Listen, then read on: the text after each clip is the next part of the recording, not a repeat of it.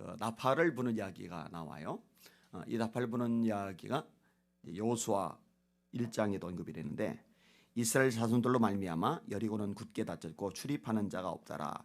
여호와께서 여호수아에게 이르시되 보라, 내가 여리고와 그 왕과 용사들을 네 손에 넘겨주었으니, 여리고를 넘겨주었다는 거요. 난공불락의 요새인데 무너뜨릴 방법이 없는데 하나님이 넘겨주셨다는 거예요. 하나님이 넘겨주시면은 난공불락의 요새도 무너집니다. 사람의 손으로 차지할 수 없는 것도 차지할 수 있습니다. 이길 수 없는 싸움도 이길 수 있습니다. 그런데요, 그 이어서 이렇게 말씀하세요. 너희 모든 군사는 그 성을 둘러 성 주위를 매일 한 번씩 돌 때 엿새 동안을 그리하라.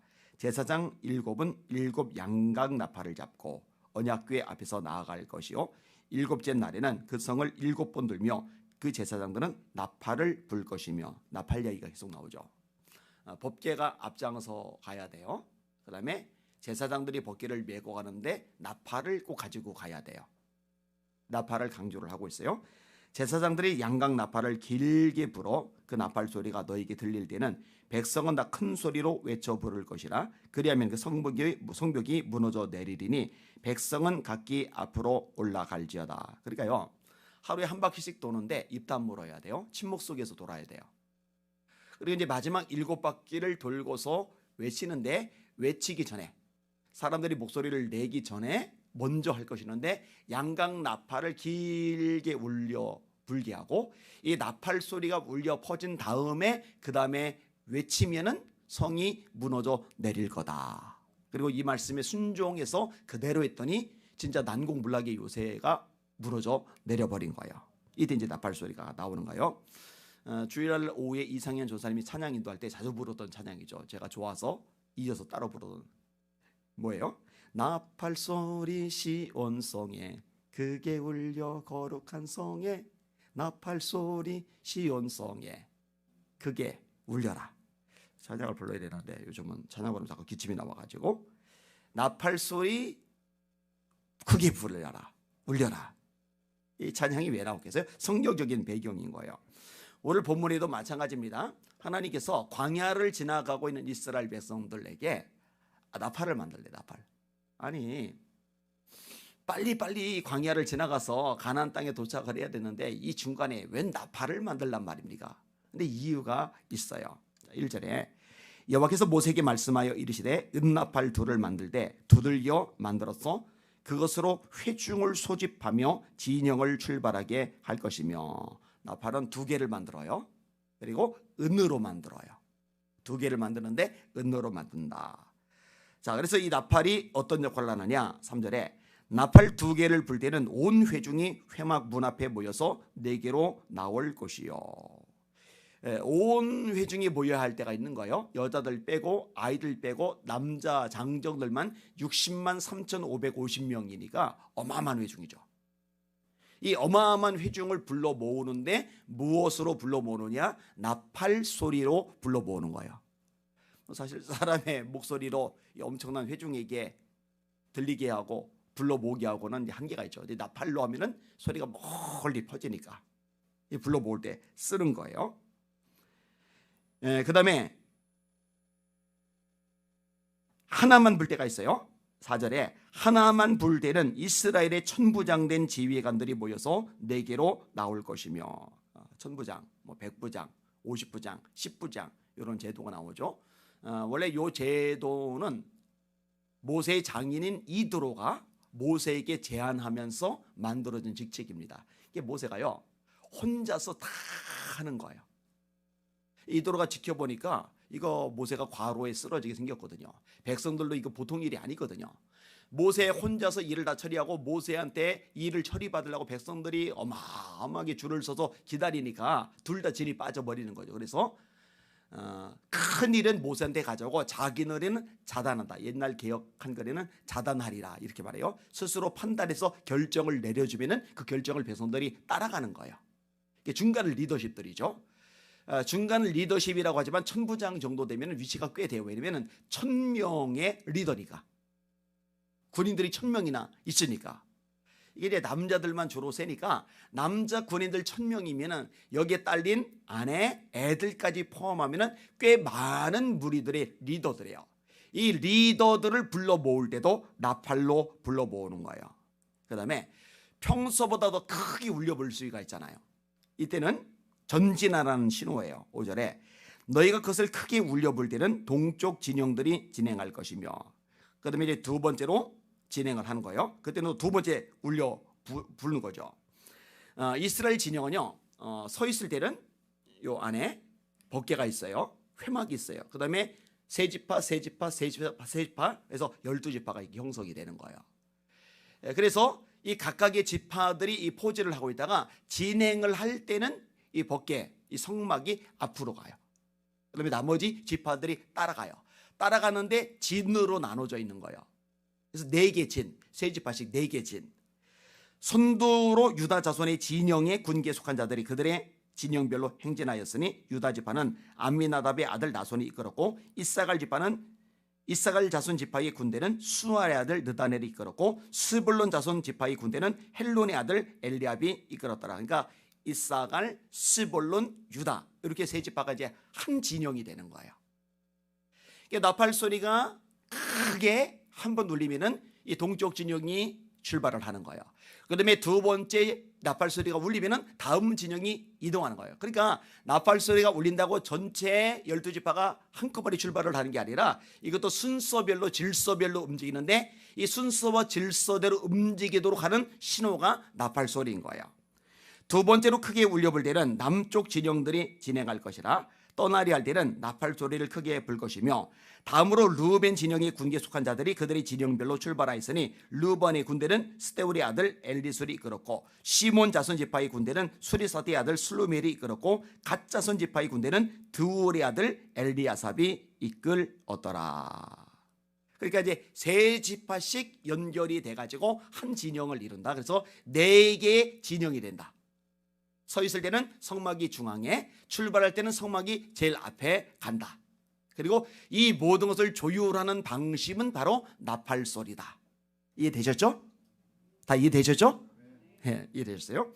아마 이런 설교 내용은 들어본 적이 별로 없을 거예요. 네, 그죠? 나팔과 관련해서 말씀을 드리는 거예요. 그러면 나팔은 누가 부느냐? 모세가 부느냐? 아니에요. 여호수아가 부느냐? 아니에요. 족장들이 부느냐? 아니에요. 이 나팔을 불 수 있는 사람들은 제사장들 뿐입니다. 제사장만이 이 나팔을 불 수가 있어요. 법궤를 매는 것도 마찬가지죠. 그 나팔은 아론의 자손인 제사장들이 불지니 이는 너희 대대의 영원한 율례니라. 제사장들은요, 정치적인 실권은 가지지 않아요. 또 하나, 이 제사장들은요, 일반 백성들보다는 부자입니다. 왜냐? 일반 백성들보다 왜 부자냐? 간단해요. 일반 백성들이 11조를 드려요. 그럼 이 11조를 누구에게 주느냐? 레위인에게 줘요. 그러면 이 레위인들이 또 11조를 받아요. 이 11조를 드려요. 이 11조는 누구에게 드리느냐? 그거는 레위 지파들이 드린 11조는 제사장들에게 주어지는 거예요. 그러니까 한 지파 통째로 드리는 11조를 제사장들이 받으니까 일반 백성들 평균은 넘어가요. 근데 이제 족장들이나 뭐 나중에 이제 부자들이나 이런 사람들에 비해서는 이제 많지는 않은 거고, 그 다음에 어떤 문제가 있느냐? 자, 백성들 전체가 신앙생활을 잘해요. 믿음이 뜨거워요. 열정들이 있어요. 그럼 11조를 잘 드려요. 근데 신앙이 느슨해지고 엉망진창이 되면은요, 11조 생활 자체가 엉망이 돼요. 그러면 백성들이 드리는 11조가 줄어드니까 레위인들의 수입이 줄어들고, 레위인들의 수입이 줄어드니까 레위인들이 드리는 11조도 줄어들고, 이래서 제사장들의 생계 유지가 안 되던 시대가 많이 있었어요. 사사 때도 타락하고 불순종하고 죄짓고 하나님께 징계받고 이럴 때는 엉망진창이 되어버리잖아요. 여러분, 구약의 가장 마지막 성경이 말라기인데, 이 말라기에서 뭐가 강조가 되죠? 11조가 강조가 되죠. 너희들 도둑질하고 있어. 우리가 언제 주님의 것을 도둑질했습니까? 11조가 헌물이야. 자, 그러면은 마지막 선지자인 말라기가 이 이야기를 끄집어내는 이유는 뭐예요? 11조 생활을 잘해요? 헌금 생활을 잘해요? 그러면은 이거 도둑질한다고 책망할 이유가 없는 거죠. 이게 다 부러져 버린 거예요. 이게 다 엉망진창이 돼버린 거예요. 그래서 선지자 말라기가 책망을 하는 거예요. 자, 이 11조 생활이 엉망진창이 되면은요, 제사장들은 생활 유지가 제대로 안 돼요. 그러면 생활 유지가 어렵더라도 하나님의 종이니까 하나님의 종답게 살아야 되는데 엉망진창이에요.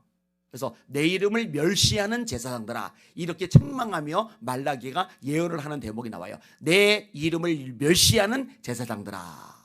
자, 다시 원점으로 돌아서 이 제사장들은 정치적인 실권을 크게 가지진 않아요. 신약 시대는 가져요. 왜냐? 실제 유대 정부가 없거든요. 로마의 속국이 되었거든요.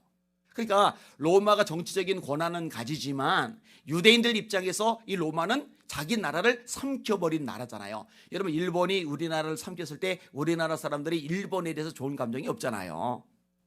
예수님 당시도 마찬가지예요. 그래서 젤로 땅, 열심당이 나오는데 이 열심당은 무력 투쟁을 벌여서 로마를 때려잡고 이스라엘을 자유독립국가로 만드는 게 그들의 목표예요. 그래서 예수님이 부활한 다음에 묻죠. 주께서 이스라엘 나라를 회복하심이 이때니까 로마 때려잡고 드디어 우리나라가 이스라엘이 독립국가가 되는 겁니까?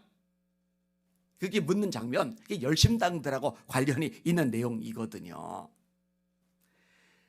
자, 아무튼 실질적인 정치적 권력이나 엄청난 재력을 가지지는 않아요. 그러나 굉장히 중요해요. 왜? 하나님께 예배드리는 업무를 감당하고 있기 때문에, 말씀을 가르치는 업무를 감당하고 있기 때문에, 그 다음에 이 나팔을 통해서 모든 것을 조율하는 역할을 제사장들이 하기 때문에 굉장히 중요한 겁니다. 자, 그 다음에 중요한 게 하나가 있는데, 이 전쟁을 하러 가는 거예요. 대적을 치러 가는 거예요. 이 전쟁은요, 게임하고는 다르죠. 경기 시합하고는 다르죠. 패하면은 완전 끝장나는 거예요. 이기면은 엄청난 유익이 있는 거예요. 반드시 전쟁은 이겨야 돼요. 이 전쟁에 이기기 위해서는 하나님의 도우심이 반드시 필요한데, 이 하나님의 도우심을 받아내는 통로로서 하나님이 규정하신 게 나팔 소리라는 거예요. 9절 보세요.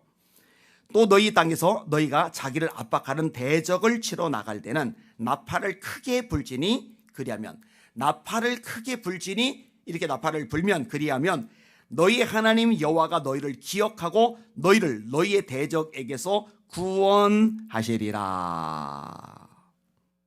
여러분, 기드온과 300용사가 미디안 대군 13만 5천 명과 싸우러 나갈 때 그때 뭘 들고 가죠? 세 가지: 항아리, 횃불, 나팔. 항아리는 한밤중에 감추던 이 불빛을 드러내므로 눈부시게 만드는 용도고, 횃불은 항아리는 깨트려서 소리로 가득 놀라게 만드는 요소이고, 횃불은 이제 타서 없어지죠. 항아리는 깨져서 없어지죠. 근데 이게 계속 남아있는 게 나팔인데, 이 나팔은 역시 오늘 본문하고 연결이 되는 거예요. 전쟁을 치러 나갈 때는 나팔을 불어라. 여리고를 무너뜨릴 때도 나팔을 불어라. 그러면 이게 무엇을 상징하느냐? 간단합니다. 하나님 앞에 기도를 드리는 거예요. 자, 전쟁터가 얼마나 맹렬한 싸움이 벌어집니까? 난리가 나요, 난리가. 근데 그 와중에 고개 숙이고 눈 감고 기도하다가는 죽어요. 그 다음에 소리가 얼마나 시끄럽고 정신이 하나도 없습니까? 이때 제사장들이 본인의 기도 소리를 울리게 한다고 통성으로 기도를 해요. 이 통성으로 기도하는 소리가 백성들 귀에 들리긴 하겠습니까? 그런데 이 성경, 이 율법을 아는 이스라엘 백성들 입장에서 제사장들이 울려 퍼지게 하는 이 나팔 소리, 이거는 맹렬한 싸움 한복판 속에서도 뚜렷하게 들리거든요. 빰빰빰 하고, 그러면은 하나님 앞에 우리 기도가 울려 퍼지고 있구나, 하나님께서 우리 기도를 들어주고 계시구나, 하나님께서 우리를 구원하시리라 라고 민수기 분명히 말씀하셨는데 우리를 건져 주시겠구나, 이렇게 믿음으로 반응할 수가 있게 되는 거거든요. 여러분, 제가 드리는 기도가, 여러분들이 드리는 기도가 이 영적 전쟁의 한복판에서 울려 퍼지는 나팔 소리라는 거, 승리의 나팔 소리라는 거 기억하시고 기도의 용사로 우뚝 서시기를 주님의 이름으로 축원합니다.